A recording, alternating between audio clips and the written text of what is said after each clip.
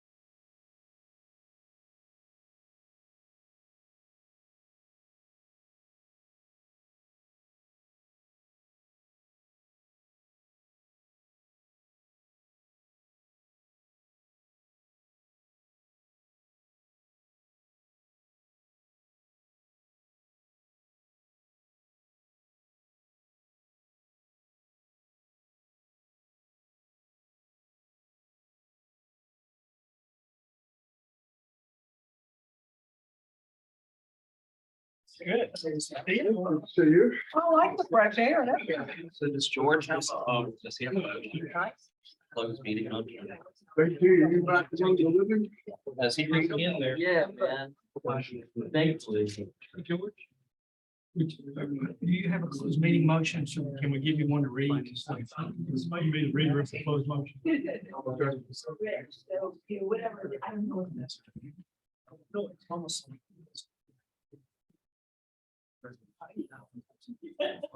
Yeah. Had to take my wife. Yeah. To your memorial. Yeah, so JT, I'm joking about this. Steve's out, right? No, and Donna told us no. And Donna told them. Okay. Dave's coming up. Okay, right. But we have four. That's the important thing. I should, and she talks to Lisa and last week, and goes over with Martin. It's all down in the after we talk about it. Like my comments against that out. Which means she will get watch. I do know it's just like. No, I don't think so. Lisa's out there blogging. Because we are trust day. Next you all masked up. Yeah.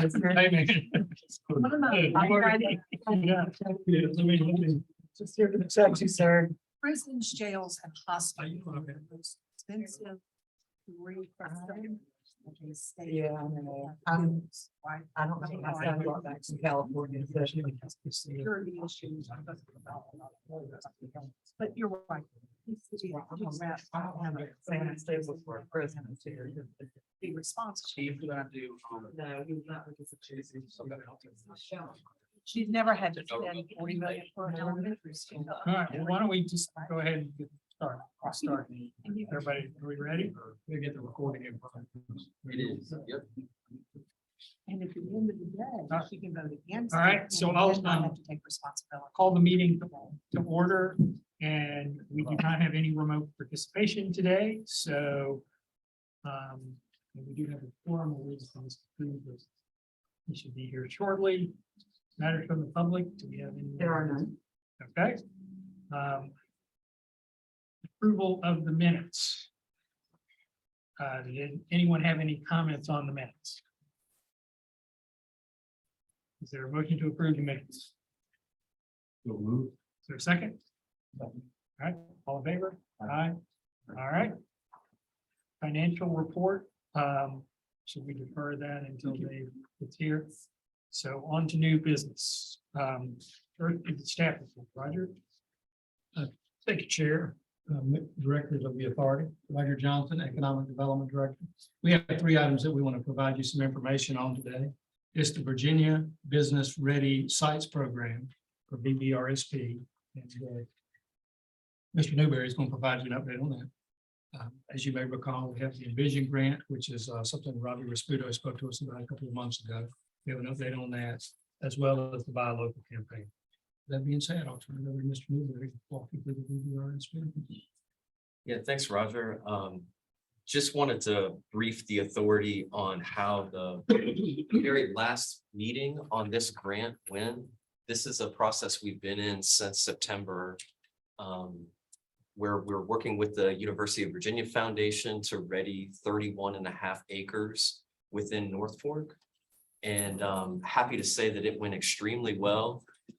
Chair Long attended the discussion electronically. Here you can see Roger presenting. We posted a delegation of site selection consultants and folks from the VEDP at the state level to answer their final questions about our grant application. We're asking for about $7.5 million to ready that 31.5 acres. And so the state plans to assemble all the information from all their site visits in this month, make a recommendation to the governor, and then we should hear sometime either by the end of the year or early in the new year about what the governor's approved. And regardless of the outcome, I think it's important to note that we had just a lot of great teamwork. We had RWSA here, ACSA, the university, the foundation, our EDA chair. Roger, don't let me forget anybody else. Rappahannock Electric. We had Rappahannock Electric Co-op. So this was, regardless of the outcome, I think just a great exercise for us, a real step in our evolution towards readying sites for significant economic investment in the future. So we're just excited about it. When you say get the site ready, what does that encompass? Yeah, so the grant itself was broken into 3 different steps. And that allows the state to fund a partial version of the grant if they choose to. But it would be pre-development work.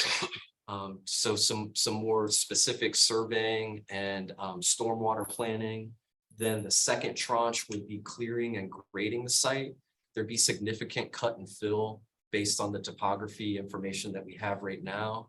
And then the third part would be making it fully pad ready, including constructing an access road and stubbing in utilities. So that would bring it to a tier 5 level under the state's rubric for readiness. That would be the highest. And that would essentially allow us to accommodate a prospect within 12 to 18 months with much more confidence than we have now.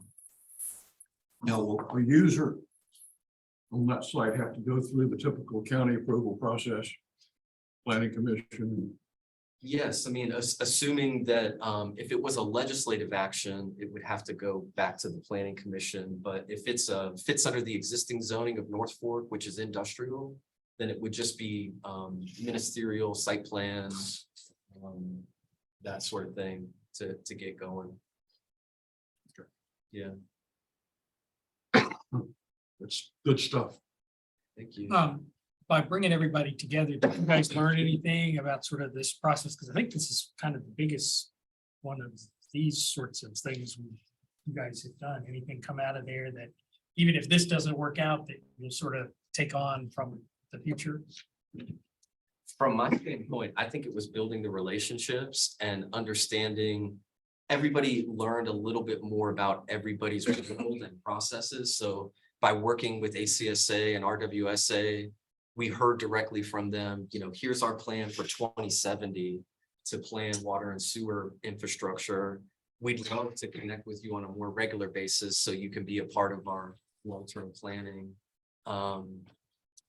I think it's building that muscle of, hey, the state knocked on our door and we've got 2 or 3 days to reply, and how are we going to get all the information they need in there to the right folks? It certainly seemed to be helpful to have, just from what I was hearing, to have people who could answer those questions right away instead of having to go away somewhere else. Yes. Is there anything else you want to I add that as a result of this meeting and other things that are happening at the board level about strategic plans and how we need to work together for making sure that we have all the necessary infrastructure in place to meet the goals in the board strategic plan. We have scheduled some regular recurring meetings with Albemarle County Service Authority and Urbana Water Service Authority. In particular, their plans impact where growth can happen the most readily, for lack of a better term, and how we can go about doing that. And then we can inform them of the county's plans, which will inform their capital improvement plans, so they can plan what order they should prioritize their work during the 2070 plan that JT mentioned. So there are going to be regular recurring meetings between the county, ACSA, and RWSA to inform each other of planning and goals, so that their plans align with ours and vice versa. So it's not just a collaboration, it's also, hey, we need to make them often. Any other questions from the? All right, not hearing any, we can go on to the vision group. Oh, I forgot, we actually have some photos to show. We got out on ATVs and shuttled the folks visiting us up to the high point of the site so they could really experience what the scenery looked like, what the topography was. On the top left-hand corner, you can see the Chief Administrative Officer from the foundation, Deborah Van Ursel, going over some plans that have been prepared by Timmons of how that site could develop as if the state was to award the grant. And so thanks to the County Parks and Rec for having the ATVs there. Also thanks to Perrone Robotics to providing an autonomous shuttle to show the delegation the entire North Fork before going to this specific site. So it was a great day, and glad to share it with you with the EDA. Thank you, JT. I've got the next topic, and it's the Envision Grant. And just by way of a reminder, Robbie Rasputo was here a couple of months back and talked about a triumvirate of people or organizations coming together to create a minority business grant to help businesses grow. As you may recall, the chamber already has a small minority business alliance and a grant program that's about sustainability. This program's about growth, whether it's by equipment or by afford a brick and mortar place or something of that nature. We agreed, and you kind of agreed in principle to the idea of supporting this. We have now completed a performance agreement or contract that lays out the terms for how this grant would work. And it is essentially a 2-year pilot program whereby the city would provide $50,000 annually. The county would provide $50,000 annually, and the United Way would provide $50,000. So there'll be $150,000 in grants given to minority businesses that qualify for the thresholds. And basically they are been in business and paid taxes for at least twice. So it's not really startups. We're not trying to help the startups like the chamber is. We're talking about brick and mortar businesses that need access to capital. We'll give it a 2-year pilot program. If things go well, we'll take it to our board to see if it's something we want to fund on a regular recurring basis. I think you were answered all the questions at the original time, but I'll be happy to address any questions you may have now about the program.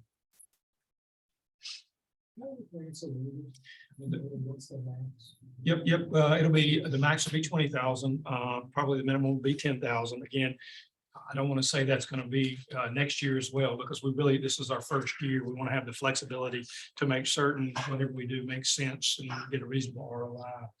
There will be an application review committee that will be made up of folks from United Way, the Minority Business Alliance, and some other nonprofit organizations who will make the initial screening of that.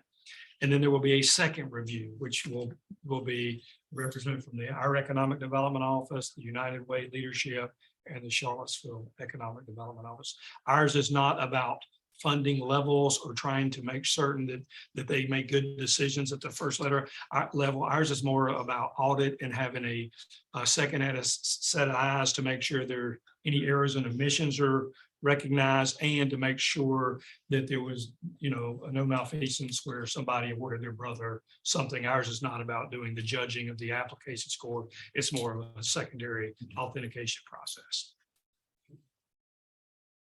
This is new funding that would be in the recommended budget that's coming soon for action in the fiscal year. No, sir. This would be money that's coming out of our economic opportunity fund, which is already it's in our budget. It would be set aside for the pilot program. The only time it would compete at the board level is after these 2 years of pilot program.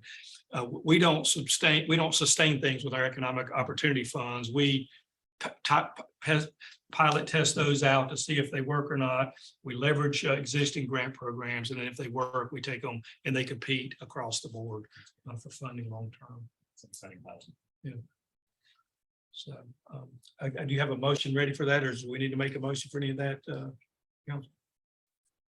So what we have is we do have a draft agreement. I'm not real clear on the source of the funding. You say it comes from the Economic Innovation Fund. I don't know if that rests with the county or the. It rests with the county that would be appropriated to. Okay, and so we do have that draft agreement. We also have a resolution. I don't know if that was included in the packet. I don't think it was. So I don't know how we want to proceed in that respect. Well, might want to make sure I address any questions that you may have before we ask for a resolution. If you need more time, we're happy to provide you more time to review the contract, whatever the case may be. If you're ready to vote, then I would say the resolutions. I think the contract comports with what you heard from Robbie and myself at the last meeting, but if there are any questions, I'd be happy to address those. If it's appropriate, I'll make a motion to approve the resolution. Subject to getting those details worked out, if that'll keep it moving along. Do we have the resolution that we can actually? There we go. There's the resolution.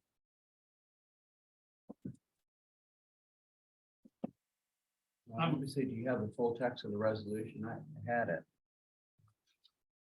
I don't have it prepared to pull up right now, but we could, I just have the motion, but we could pull it up.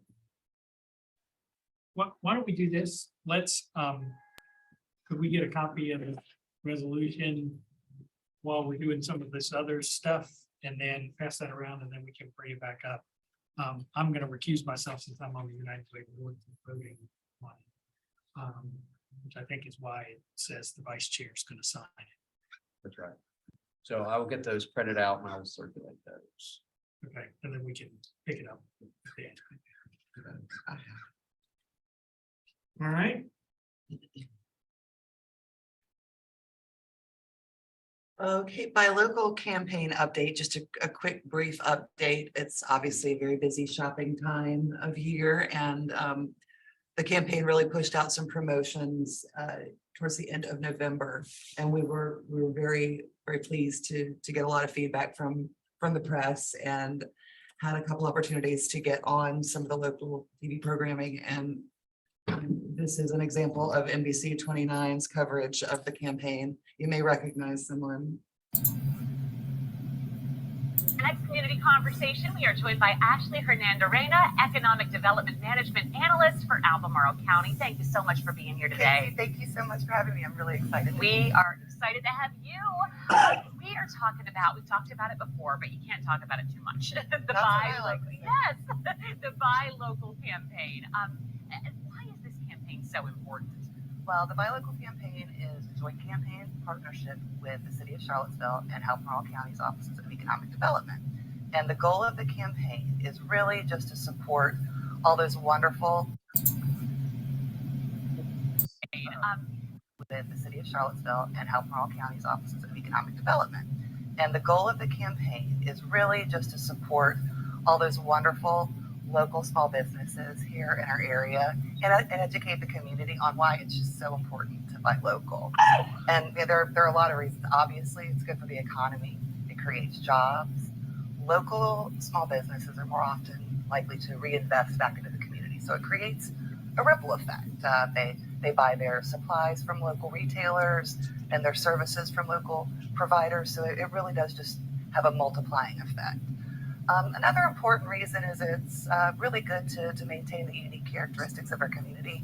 We are really lucky, as I'm sure you know, to have just a wealth of really wonderful, unique varieties of small businesses from just amazing food and beverage, local businesses to specialty shops to just a wealth of minority women, veteran and small businesses that if we don't support them, they're really going to struggle. So it's just really important to the unique characteristics of our hometown to really just support those businesses.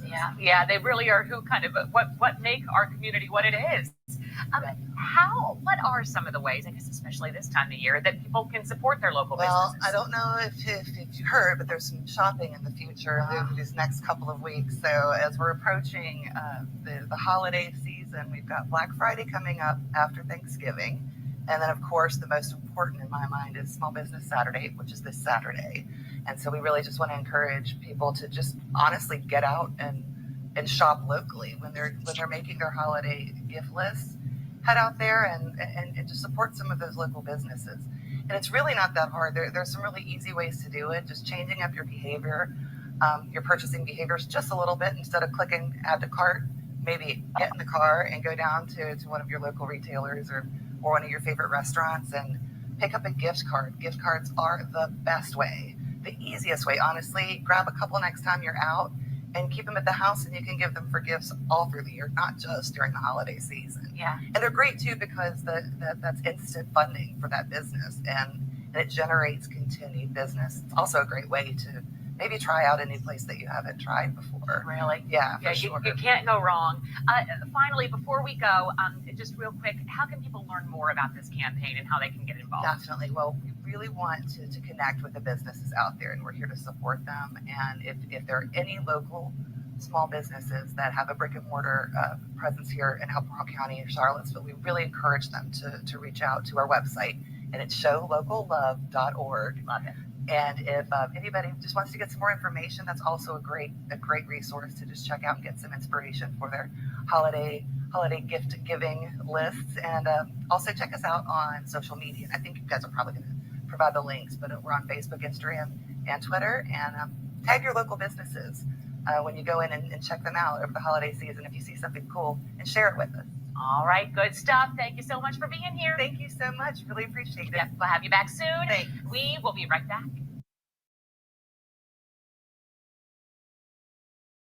I should share that for staff. Okay. Next. Somebody on there we're supposed to recognize. Nice to meet you all. She got up and left. It's like Superman. Great job. Maybe in the same room. Actually, was that your first time doing something like that? For the county. For the county? Yeah. Just want to acknowledge. it's really you. good. Yeah. Thank you very much. So next is the Brookdale Agreement overview. I'm pleased to introduce Dr. Pethia, who's responsible for most, if not all, the housing authorities. I mean, the housing takes place in our county. By way of introducing this topic, we're going to talk a little bit about the Brookdale Apartments. For those of you who haven't been on our EDA for a long period of time, we have an existing agreement with the Brookdale Apartment that we authorized Don to execute on once Dr. Pethia approves all the thresholds have been met for repayment, including taxes and other things. And I guess it's a 16-year, is that right? 19 years that we have an agreement. So Dr. Petty is going to give you some background information to make sure that all the EDA directors are informed of all the work that we're doing. Thank you. Welcome. Thank you. Thank you for having me. My name is Stacy, not necessarily Dr. Pethia or Dr. Stacy, if you want to be slightly formal. So we are going to talk about the Brookdale Apartments. You go to the next slide. It's real quick overview because I don't want to take up a lot of your time. So we're really going to look at brief project background, a little bit about the low-income housing tax credit program and why that's important to the county, the performance agreement itself for the Brookdale project, and then just a real quick look at what Brookdale Apartment is. And so this really was built somewhere between 2018 and 2020. It's located on a 5.5 acre site in the southern western neighborhood development area. It was zoned R15 already, so this was really a by right project. They did use the 30% bonus density for affordable housing to get the density they needed. And I do believe all of you did an 11 million tax exempt bond to support the project itself on top of the performance agreement. And you go to the next slide. And it really supported a low-income housing tax credit or LIHTC project. The LIHTC program, I'm not an expert, so this is my basic understanding of how it works. It was enacted in 1986 under the Tax Reform Act, and it supports the construction and rehabilitation of affordable housing. So the federal tax credits are sold to private investors. So they are given to nonprofit or for-profit developers of affordable housing. They sell them on to get that funding. The funding is provided over a 10-year period. And the program does restrict the rents on those units for a period of 15 to 30 years. In Virginia, they have over the last 2 years, I believe, really encouraged and pushed LIHTC developers to go to that 30-year affordability period. So they've extended it out even more. And LIHTC is really the largest funding source for affordable housing in the country. So, it's been used to support the construction and rehabilitation of more than 2 million units. So it is the biggest affordable housing program we have. Next slide, please. I had no idea I could see it down there. I could actually look at all of you. So the performance agreement was approved by the Board of Supervisors in 2017. And it was to provide approximately $1.5 million in support of the project. And that was really to fill a funding gap that they had. It is a typo. It is 19-year term, not 20. I apologize for that. It really comes out to be about $530 per unit over that 30-year period. So not a bad investment. And the rebates to date have been come around $200,000 so far. And so a little bit about the project itself. It was originally proposed as a 96 unit building. I do believe they've reached about 106 units instead. So we got 10 more than we had thought we were going to get. Those units are available to households with incomes between 40 and 60% of area median income. Our area median income right now is about 100. That was it. Sounds like you're segueing directly into the question I was going to ask. Thank you so much. The area median income, or AMI, is this year $111,200 per household. That's in general. And I thought I had written it down, but I didn't. So if you look at 80% of that, that comes out to be about 82,000 something for a 4-person household. So you can go down from there. It does have a 30-year compliance period, so they will be affordable for that in their entire 30 years.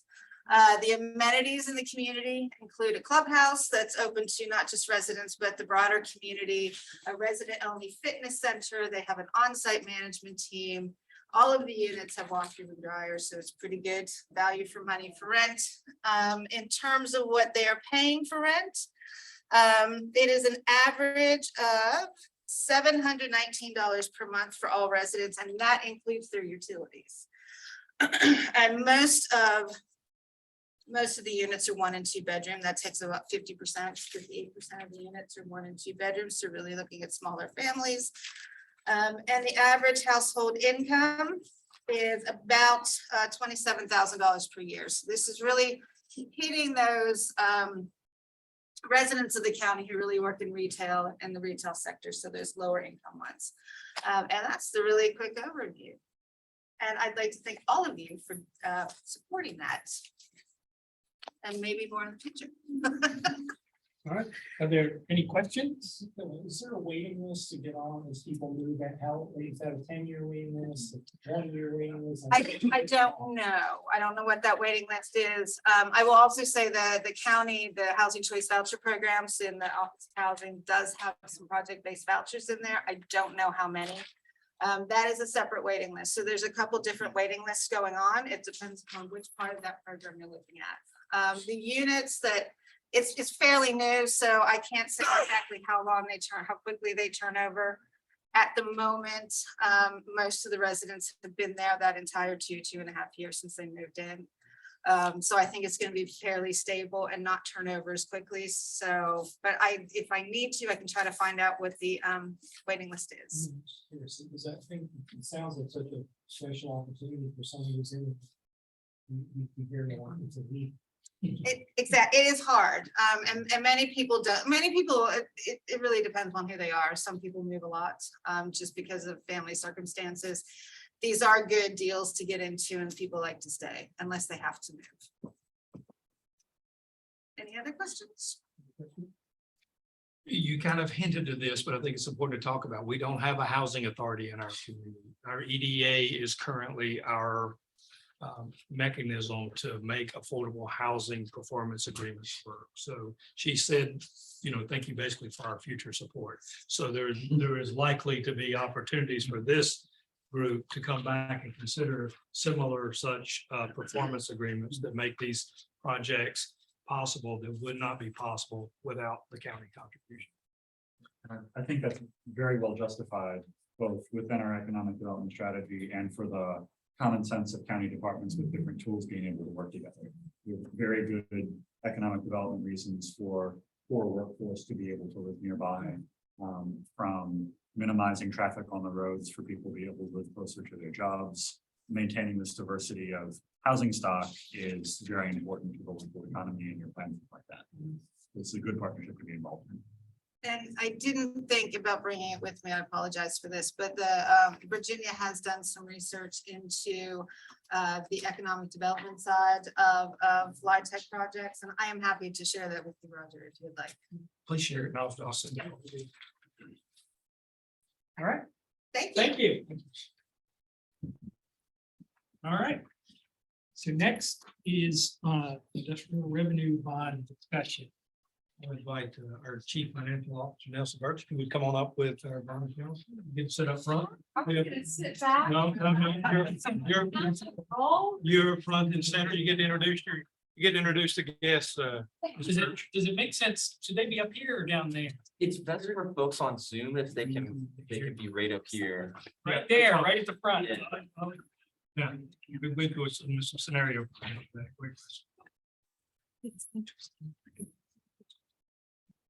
Would you be so kind to introduce our guests? Well, hi, everybody. I'm Nelsie Birch. I'm the Chief Financial Officer for the county. It's nice to be here in person. I think I've seen some of you before when we've come to the EDA for our lease revenue bonds that we issue every other year typically. I'm here today. I think Courtney Rogers is actually on Zoom. He is the county's financial advisor with Davenport. So he is the person that we work most closely with in all of our bond structures. And then Chris Culp, who I'm going to turn this over to, is our bond counsel. And so he was asked to join today to really talk through the do's, the don'ts, the yeses, the nos, related to industrial development bonds. Before I move forward, I'm going to call out one of my team members, Daniel Green. He is our Chief of Treasury. So Daniel is the staff person who works alongside Courtney and Chris when we're doing bond financing. So he does all of our bond, cash and debt and investments work for the Department of Finance and Budget. So I just wanted to call that out. And without any further ado, I'm going to turn it over to Chris. All right. Thanks. Thank you all. Thanks for the opportunity to be here. And I've had the pleasure of working with the county for a long time now. That's the sort of financing, the governmental financing that you all are very familiar with, assisting the county in their financing needs. But Roger and Nelsie had asked me to sort of help give you a better overview of sort of the industrial development revenue bond context and some other types of bonds that you might be asked to assist with. And I'm sent out or included as part of the agenda, sort of a handout giving some overview, and happy to sort of walk through it. But if you all have any particular questions right now you'd like to hit me with, we can start with those. But you know, there are different types of revenue bonds that the EDA can be asked to issue. Starting with the name of the bonds, you know, the industrial development bonds, and most of the names of development authorities back in the day was industrial, because that was really the focus, is manufacturing and industrial uses. And prior to the '86 Tax Act, all sorts of things could be financed with tax-exempt bonds. Hardee's restaurants, medical office buildings, it was quite an array, and it led to a lot of abuse. And so Congress thought that in '86 it was a good time to reform the use of tax-exempt bonds and limited the uses to a much more narrow sort of group of purposes and benefiting certain aspects of the economy generally that would serve a public purpose. So you have governmental bonds, and a lot of EDAs, particularly in Virginia, sort of help counties access the tax-exempt market with governmental bonds, financing projects like administrative buildings, schools, jails, and so on. There are the housing bonds that we heard talked about, where the EDA can be a conduit to access that tax-exempt market for low-income housing. Small manufacturing is another category that's allowed, but that is really geared towards small. $1 million in certain cases, and up to 10 million in other cases, the amount of bonds that can be issued, because it's really geared towards small manufacturing. Other housing bonds, student loan bonds is another category. And then there's something called exempt facility bonds, which is a list of types of bonds that the IRS, because of the public nature and the public purpose behind these bonds, can be financed on a tax-exempt basis. I'll give you just some examples: airports, mass commuting facilities, water facilities like private water companies, sewage facilities, solid waste, a number of sort of trash related landfills have been financed on a tax exempt basis. High-speed intercity rail, some hydroelectric generating facilities, some broadband projects, and then a number of other sort of public purpose related projects have been given sort of access to the tax exempt bond market. Another type of category that you would have definitely helping access the market is for 501c3 nonprofits, which can be anything from hospitals to private schools, private colleges, universities, senior living facilities like the Westminster Canterbury Blue Ridge uses tax exempt bonds, and so those facilities can benefit from the low cost, longer term financing that tax exempt public bond market can offer. Another area where you all get involved, which you've been talking about obviously earlier, was through the economic sort of development and incentives and performance agreements, where you're taking money that the county is appropriating to you, and since they can't necessarily they can't as easily give that money under state law to private businesses, the EDA can do that. You can offer grants, low-cost loans, or forgivable loans. And so you all serve as that conduit role for incentive grants.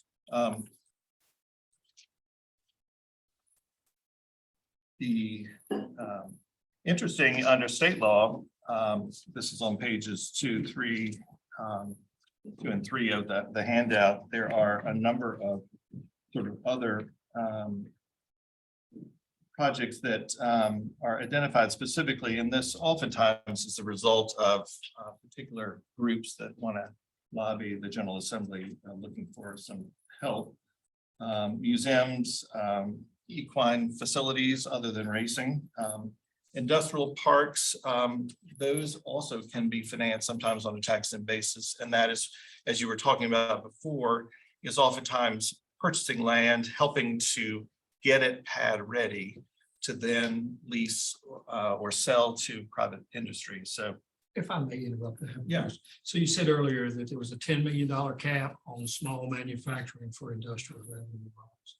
Does number 9, the industrial parks, also have a cap associated with it? Where it says, utilities and all the other things of getting it ready? no, that doesn't have a cap necessarily.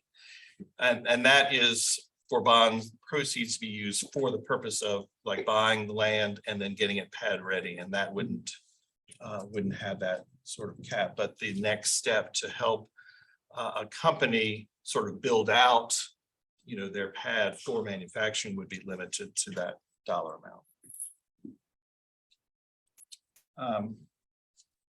Let's see.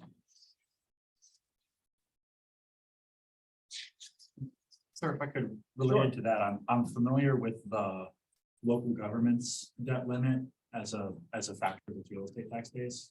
Does the EDA have a separately defined debt limit? And where are we on that?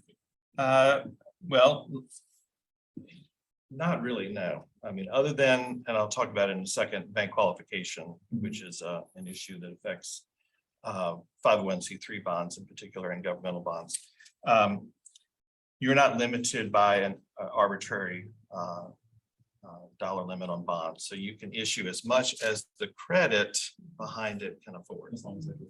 Right, so, a large senior living facility can do $90 million, $100 million if the credit behind it and the lender or the public market supports that. But, another, 501c3 smaller school, for example, may not be able to afford that. And so they themselves would have a limit, but you wouldn't necessarily have a limit on that. For governmental bonds and 501c3 bonds, the EDA and the county are limited. If somebody wants to issue bank qualified bonds, which is a subset of tax exempt bonds. So you have in the interest rate sort of thresholds, you've got taxable rates, tax exempt rates, regular tax exempt rates, and then you have bank qualified tax exempt rates, which are a little bit less than a regular tax exempt rate, because the banks can deduct the cost of carry of those bonds. But Congress has limited the dollar amount of those bonds in a calendar year to 10 million. So the county and the EDA are treated as one issuer for that purpose. And so always the counting makes it challenging for a locality such as Albemarle and its EDA to be able to offer bank qualified status, because the county is sort of regularly doing bonds and the EDA is regularly being asked to do financings. And when you aggregate that up over a calendar year basis, you're likely over 10 million. So you can't really offer that easily to most 501c3 bonds.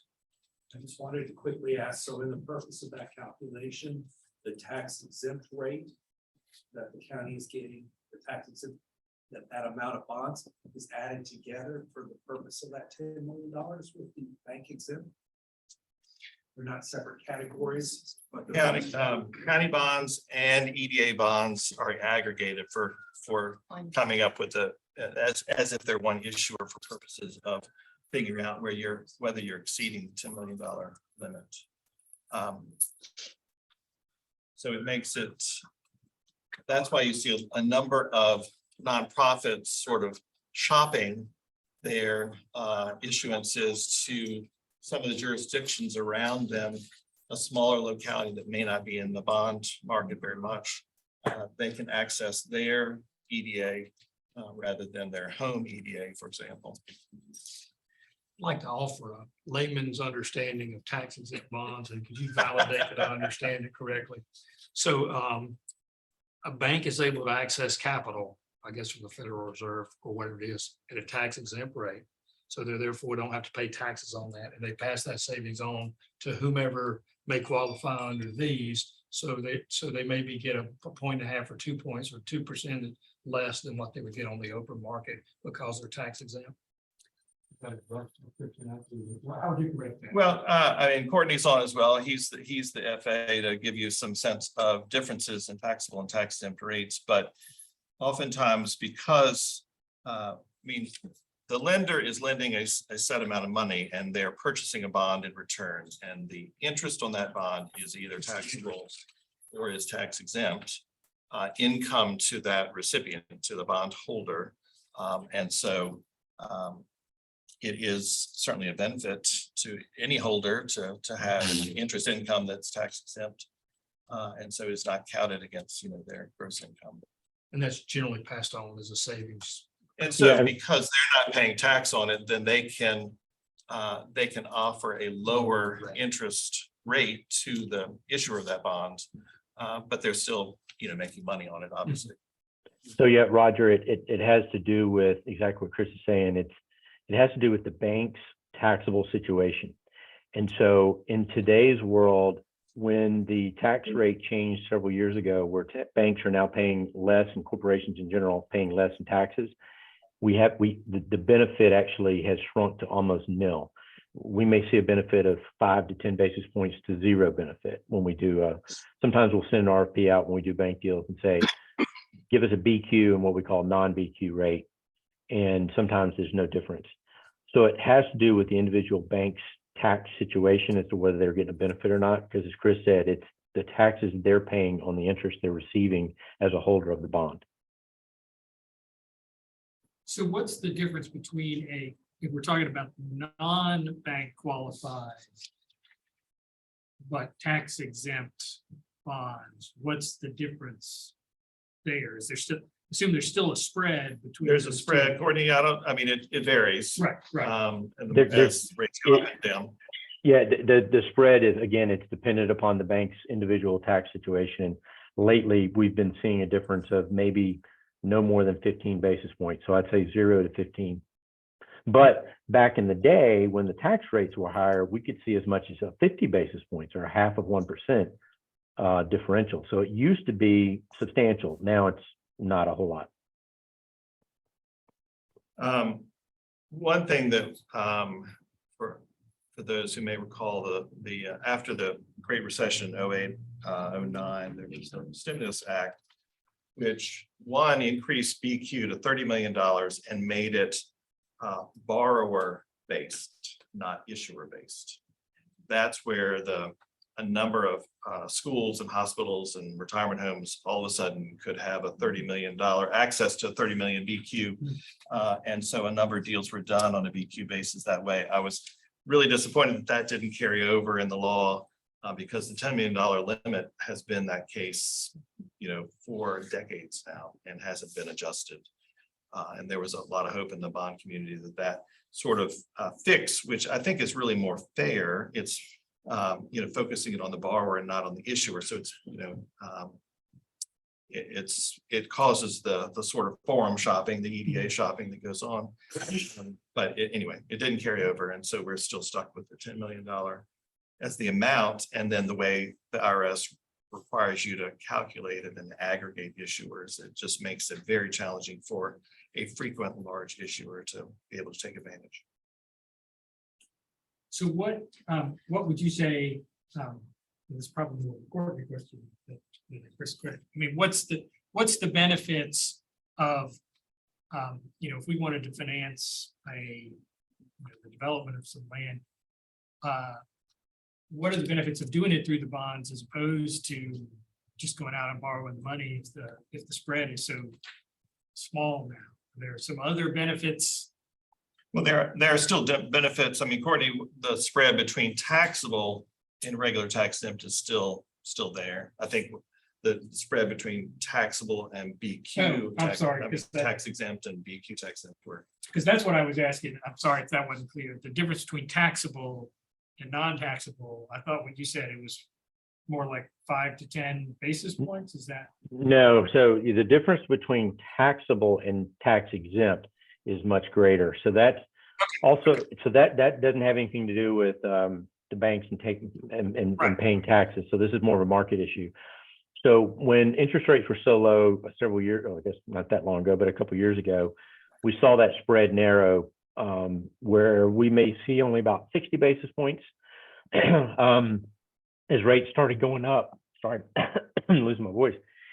We actually saw that spread go up to about 120. So it's actually pretty high right now.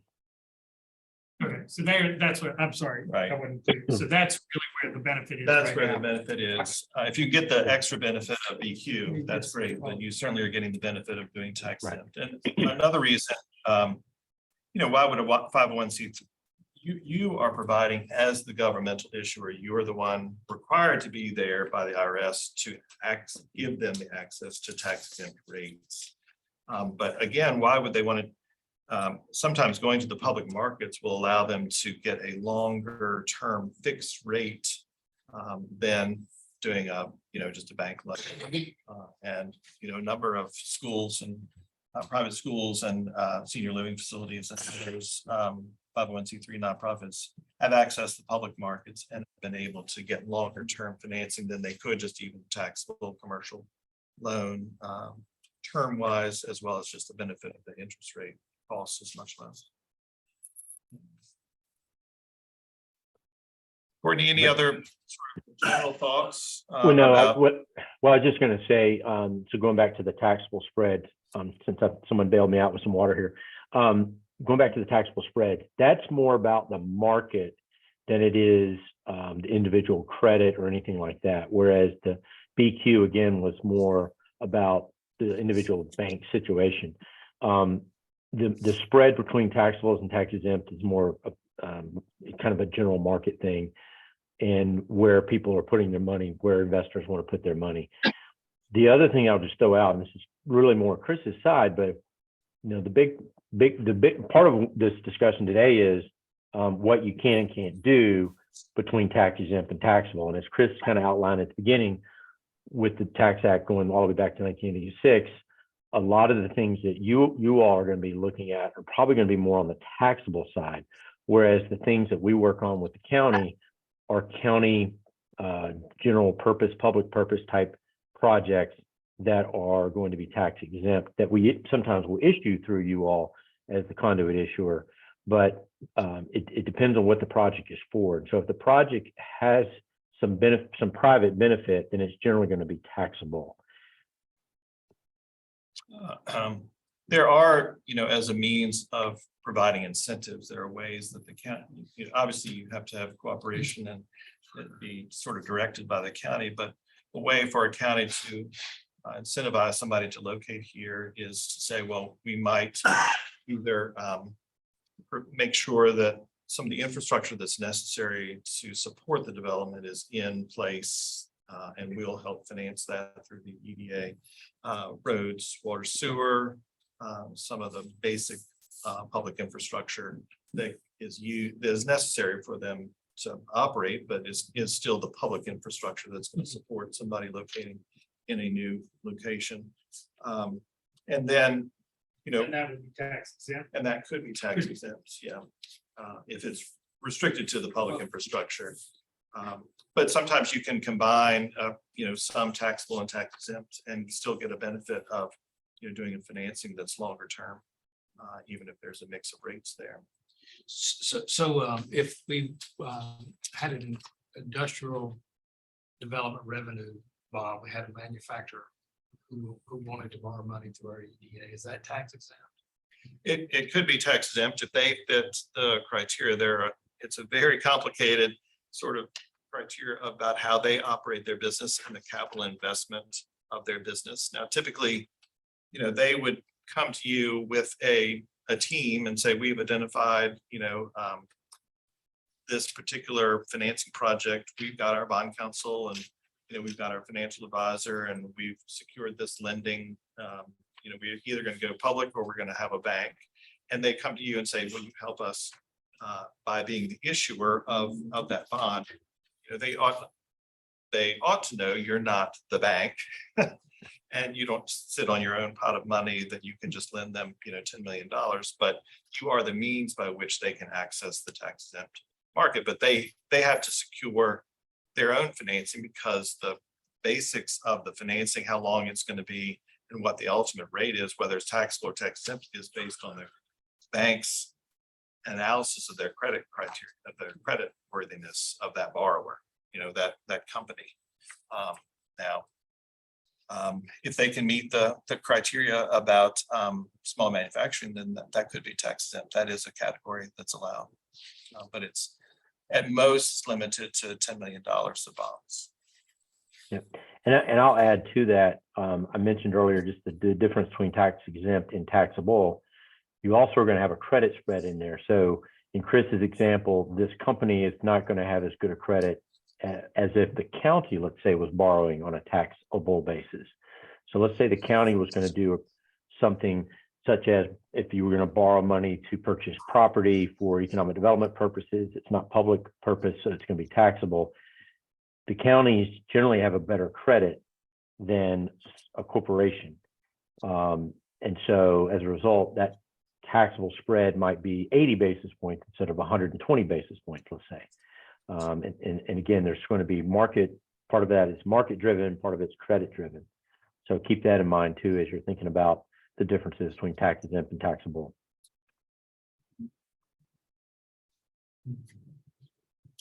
I had a quick question. When you may want to come up to the microphone. Thank you, sir. Yep. This is Daniel Nguyen. A group has a proposal for the Economic Development Authority to consider.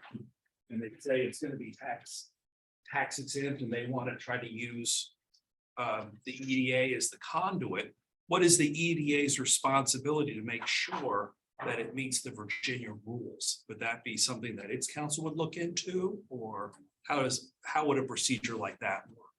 Typically, they would be putting together their team before they come to the EDA, and their bond counsel would be the one giving the opinion that it's one duly authorized and fits within state law and is tax exempt. So it's really on that law firm who's serving as the bond counsel now, whether it's Richie's office or Jim Bowling's office or working together. Typically, your counsel is certainly going to review the documentation and make sure that from a state law standpoint, all the meetings have been held correctly and the votes conducted correctly, and that just from a basic contract standpoint that, they'll be asked to give an opinion that the bonds have been duly authorized and the loan agreement is binding, but the tax analysis is particular to the bond council, and no one in the group should be looking at your EDA council or county attorney's office to provide the final say on that. Obviously, no, they can weigh in on it and ask questions and say, well, you're sure it qualifies, or, we want to check it out on our own and so on. And that's legitimate, but it's their bond counsel that's going to be on the hook giving that particular opinion. Thank you, Mr.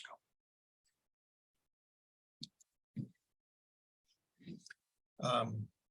So I didn't have anything I'm happy to go through any more of the outline if you all would like to, or answer specific questions. Chris, the only other thing I would add is, we are trying to structure our bond issuances to really coincide every other year. It's kind of the goal. We're working through that right now to make that possible. But if this is something that the EDA wants to engage in that off year, where you want to access that $10 million, that's as long as we are not planning to do a refunding. Because refundings, I'm assuming, count in this structure. The advanced refundings used to count, but since we can't do advanced refundings now, current refundings typically do not. Okay. So Okay. even there would be some flexibility. Okay. Just, there's going to be, we're going to issue in calendar year 2023. We issued this year, was it this year, earlier this year? Is that what we did? Earlier this year, we Times did a are just run refund. together, Right, yeah. That's correct. And in 21, we did a did a refunding and new money. Yeah.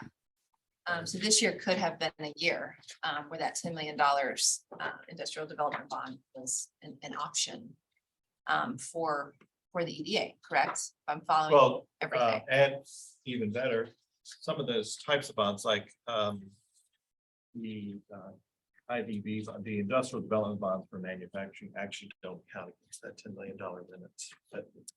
Got it. So I'm so sorry, for this is very important to me to get this.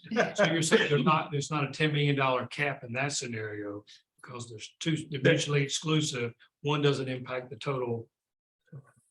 it is very confusing. So BQ in and of itself as a category is limited to no more than $10 million in a calendar year.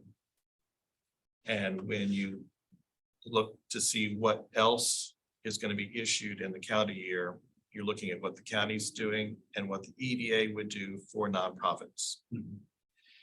You don't have to count against that $10 million limit for BQ, small manufacturing bonds.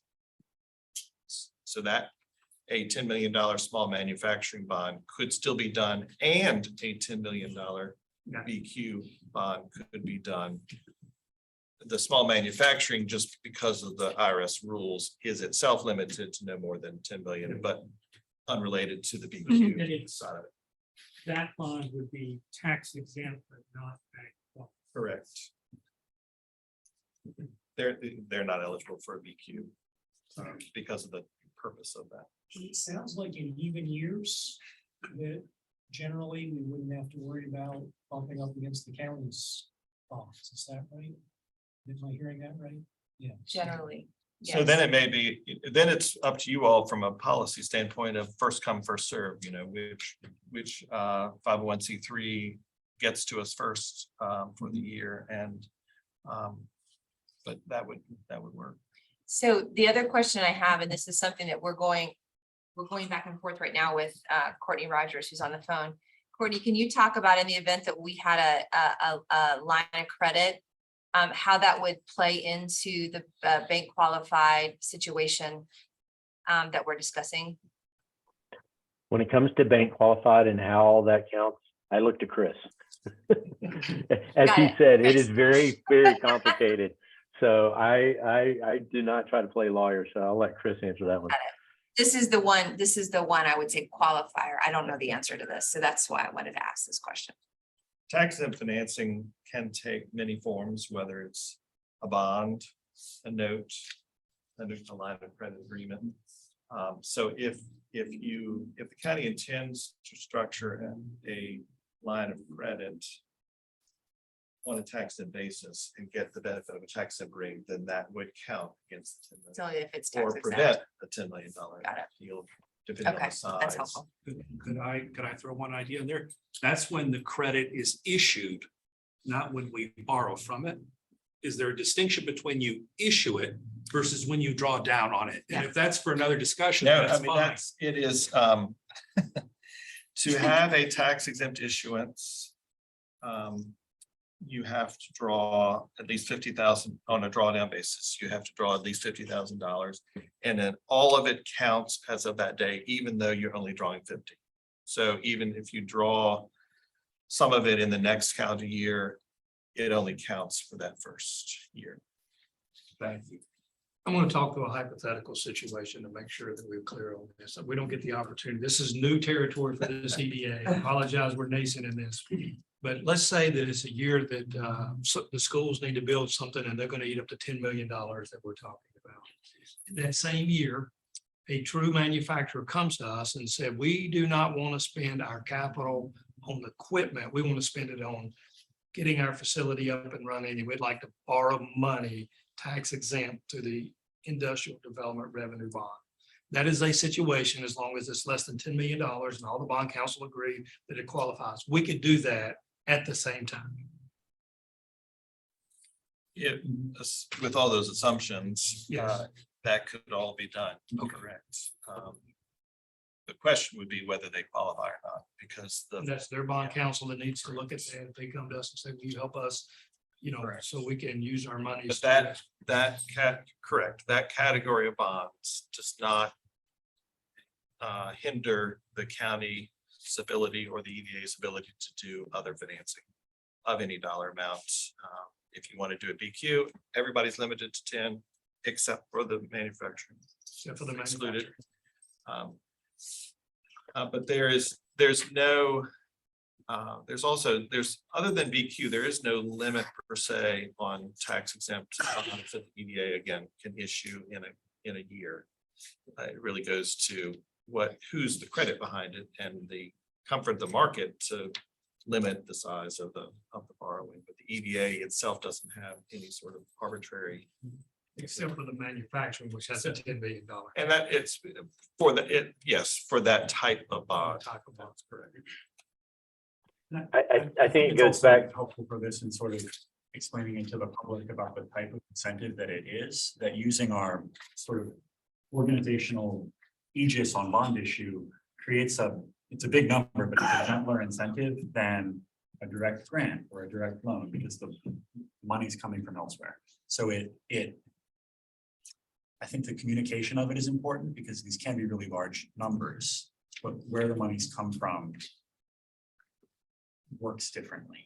So in your manufacturing example, like you're still using the economic development strategic plan for, are we going to, justify this? But if it were a weapons manufacturer and someone said, I'm ethically opposed to government supported this weapons manufacturer, I think it matters that it's a different source of money than if it were some of the other kind of, we're paying out direct incentives at a smaller scale, even though up to $10 million, the number here is much bigger. It's a different kind of strategy. That's a fair point, because what's the source of funding? Right. Whose money? Whose money in most bond issuance context, you're talking about the bondholders have basically lent their money to you all, and then thus through to the company to undertake the project.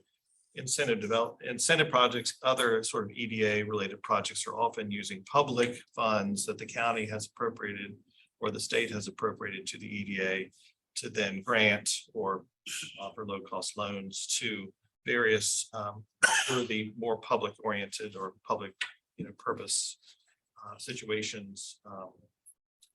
And as a related to that, on the first couple of pages of the outline, it is important for constitutional purposes that the EDA and the county have identified public purposes behind their programs and what they're doing and who's benefiting for that, and make findings of that, because that supports the use of public monies. It's not the lending of credit to a private business if the dominant animating purpose behind a particular program is the public purpose of serving low cost, low income housing or employment opportunities or broadening the tax base and that sort of thing. And so those sorts of incentive programs or performance agreements and those sorts of things usually always have sort of this background, the findings of what are the public purposes behind that both the county and the EDA sort of make as a part of the approvals. Do the low income housing bonds, how do they play with the county against the counties, against the limit for bank qualifying? They are outside. Okay, and then if we're talking about, for instance, a project, we want to build some infrastructure to support potential development, industrial park, say. Then we could go out and raise, let's say you need $50 million, we could do a bond issuance for $50 million. The real question in that situation is who's going to pay for it and where the money's coming from. Right. So we could issue the bonds, but nobody's going to buy them unless there's a source of repayment. You've got to have where's the credit? Who's Is the money, is the county agreeing to give us money each year for that, or? That's where that's really a county EDA combined project and decision to support that particular project, because the bondholder wants to get paid, so they know the EDA is not, a bank of its own. So somebody's got to be the credit support. Right, so we're talking about, so there's sort of two categories. There's the category of, we've got somebody who's coming here and they want to borrow money to do something, and we have a way of giving them cheaper money than you might have other if they qualify. And then the other aspect is we have the ability to borrow money. We got approaches, and that might be that's absolutely correct. Right. And then in terms of the public markets, are there, is there sort of thresholds that you need to of size in order to kind of go out to the public market? Or do we need to follow? I know there are some, state has bigger pools of funds that are available. Are there thresholds you need to be thinking about in terms of doing that? I mean, if it's less than $10 million, it's really nobody in the public market's likely to have it. It really needs to be more bank directed. Yeah, I realize it's sort of an amorphous question, but I think it's. No, I mean, Courtney can better answer this. I think it's a analysis. There's a lot of issuance costs related to bond financing, and so you don't want that to overwhelm the benefit of doing financing.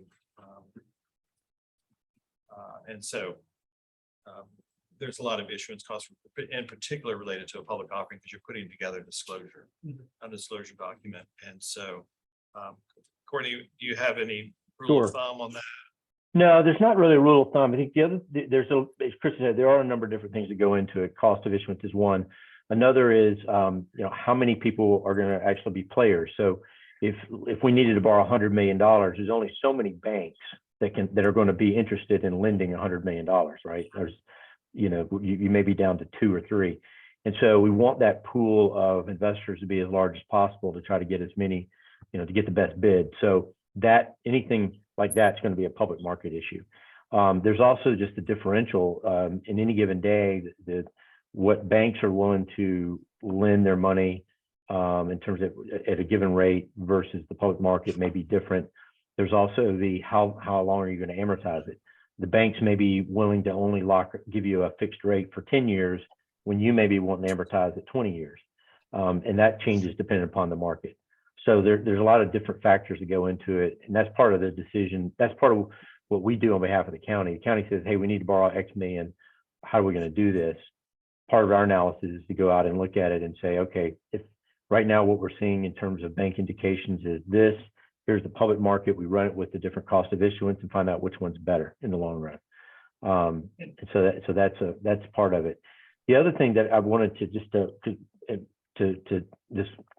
different, but kind of going back to Roger, you asking about BQ and stuff is, again, keep in mind that BQ in today's market is not, there's not a big benefit. So I wouldn't let that make a decision right now of, oh my God, we're only going to let this one entity come in because it's BQ and not do anything else for the rest of the year. You may be only talking about 5 or 10 basis points, but that could change if Congress, goes back and raises taxes on corporations. Then all of a sudden that bank differential, the banks are paying more taxes, then they're going to have more of a benefit that they traditionally have passed on in the interest rate side. So that's another thing, depending upon, that's another thing that enters into our decision on whether, if the county was only going to issue $8 million, then we need to figure out, are you going to borrow anything else for the rest of the calendar year? Is anything going through the EDA that might conflict with that number? And what is the benefit? Is it, is it 10 basis points? Is it worth 10 basis points to lock yourself up for the rest of the year? So there's a lot of different factors that go into the bank versus public decision.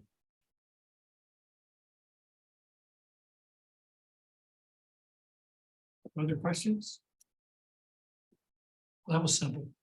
Yeah, I think it's clear, Mr. Chair, why it is that we engage professionals like Davenport and our bond counsel in Williams. So because it is complicated and every circumstance is going to be unique and have its own characteristics that are going to be informed by what they're seeing in the market and what the laws are. And the laws change as we are. But I think what we do want to, and this may take some time, but I think it would be helpful for us to develop maybe some frameworks for that so that EDA, or I should say, EDA, really the Economic Development Office knows what might go in what buckets. So as people approach them, they can say, well, this is something that we might. We may be able to help you. And what things are just off the table. Yeah, we can certainly work with the county to sort of put together a little outline of sort of buckets as you're describing it that are eligible types of projects or purposes for tax exemption. Again, they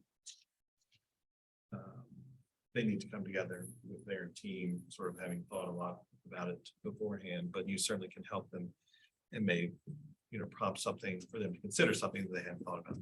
Yeah, although I do think if we're talking about companies that are talking about borrowing $10 million, I think there are circumstances where their level of sophistication may not be at a point where they realize that that's an option. Being able to say, you need to go out here so people can talk to you. And I do want to say, I think it's great if the county can reach a decision and say, look, this is our plan for where we're going to go, and give some opportunities to, potentially allow profits and members of the community to borrow money. As the president of a nonprofit in this community who had to go out and do it and would have preferred to have borrowed the money here, I think it's nice to give people this opportunity, the local nonprofits that opportunity instead of going to other places. And a little bit of, I guess, proactive outreach on that, instead of having a bad conversation with your banker and then canceling your project plan, if there are other financing tools.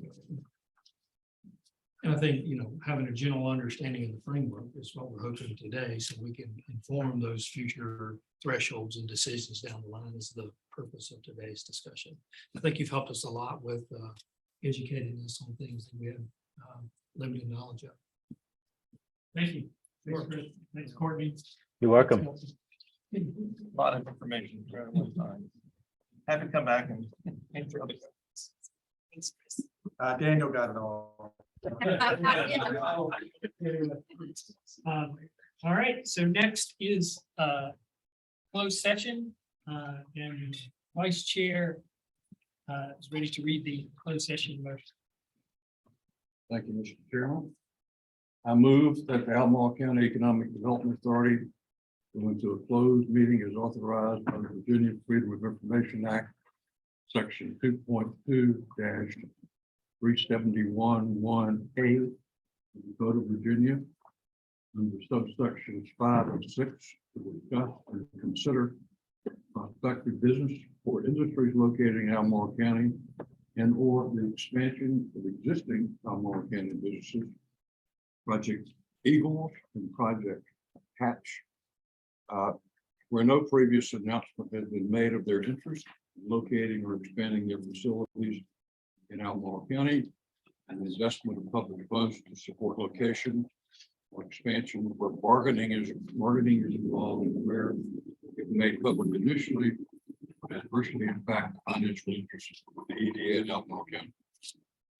Is there a second? All right, all in favor? Aye. So we're moving to room 235. Okay. We'll take up technological reasons and then we'll come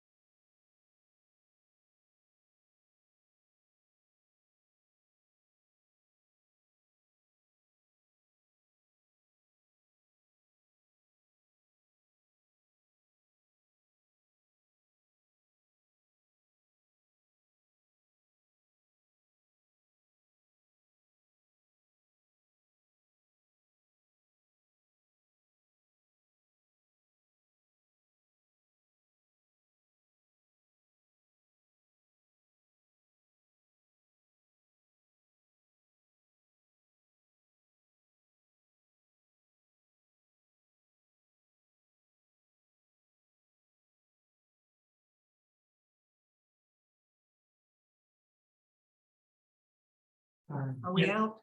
We get ready to be, I think. Okay.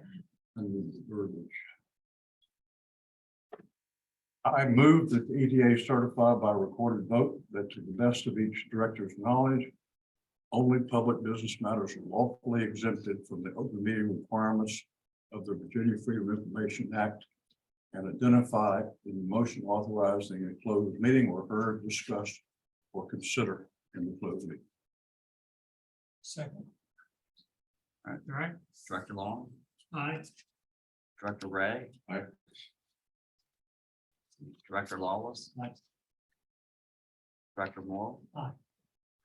Got everybody right, okay. It's unanimous, pass it. All right. So next, unfinished business. Yeah, back in, Resolution. please.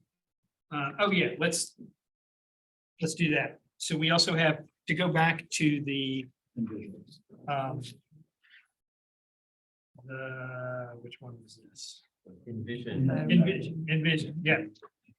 So the resolution has been circulated. Members, is there a motion on the resolution? I'll move approval. Can I just make a comment? I just want to do a point of clarification because it's important for reasons that aren't obvious. But one of the things I wanted to emphasize in terms of Roger's discussion of this particular grant is that he emphasized how down the road, it's kind of a pilot, and then it's going to fit within the EDA's evaluation of all its grant policies and the full grant portfolio. So the important thing, there's two things that this EDA needs to realize and find, and that's what the resolution is doing. Is that one, it's not a program that the EDA is administering. It's a grant to the United Way for them to administer their program. Two, it's a grant that fits within the EDA's entire portfolio, so that there's support for things like Woolen Mills, for Perrone Robotics and other grants that come to the EDA's attention. This is part and parcel of Project Enable. And the resolution does touch on that, but I just want the EDA in open session to be aware that that's what this is about. Okay, Okay. all right, so we had So a there's- motion and a second clarification. So do we need a roll call? Do you want a roll call or? I think there's four here. You can call for a voice vote and that's fine. All right. Oh, wait. Do I? Oh, you're not. Well, you're, okay. No, we. Let's we do should a be roll okay. We'll call, have but a- you're recusing yourself. Yeah, but we've got, I mean, I can recuse myself. I guess we've got a quorum. Majority of. Even a The majority, yeah. quorum So, stays. Yeah. It So- remains, so I'll do a roll call. Let's do a roll. Okay, so Director Long's recused himself. Director Ray. Director Lawless Yes. and Director Moore. Yes. All right, that clarified all that. Thanks to the vice chair for reminding me, even though I had written it down. So we met back in September and we, the owner, Tim Potter, spoke to you all about the expansion happening down on the Broadway quarter. Yeah, I just wanted to make it clear that we're going to be routing the actual agreement itself in the coming weeks for signature. I know there was just a little delay. There was some legal documents that got sent that were consolidated with the help of our attorney's office and the Attorney General's office, where that what would have been a couple of documents, performance agreements is now one performance agreement. Then it's sort of is going to be better long-term for management and administration of programs. So we'll start routing that for execution here in the coming days. Want to make sure you're aware of that. And the last item under unfinished business are the 2023 meeting dates. This was, there was a draft distributed at the November meeting. The only difference between that one and the list you see here is we've added next year's January 2024 date. That's the annual meeting of the EDA. By adopting next January 24, that means we won't have to take action until the next annual meeting to adopt our meeting dates. Clever. So Unless there are any concerns or further discussion, we could, my understanding is, Richie, is we could do a voice vote to approve the 2023 meeting days. Motion second, voice. All right, is there? Does this body have any tradition of dropping an August or a December meeting and trying to run the workload that way to make things like vacations easier? Or do you? I think July has been the, July is what we. July is usually not August. And then in December, we usually move depending on how it falls relative to the holidays. But you'd like to get the whole calendar here, and then if we're able to take one off because the workload would be flowing. Yeah, or we discovered that by default, we have to take a meeting off because nobody's gonna be here. It's easier to cancel a meeting than it is to schedule one at the last minute. All that being said, I move approval of the meeting calendar. For a second? All right, all in favor?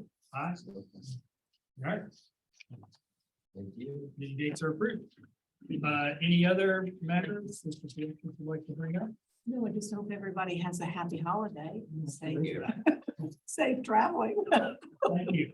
All right, there's no further business. The meeting will be adjourned. And also please help yourself to a delightful buy local reusable shopping bag for all of your shopping needs. Or gifted. You think the return on investment I is know. 5 cents, I know. 5 cents every time you use it. Thank you. You have to remember. to Take take that, your time. Bond. Evidence is charging for all of the bags now. Wait a minute, this was supposed to be. Wait a minute. Following the Aldi route.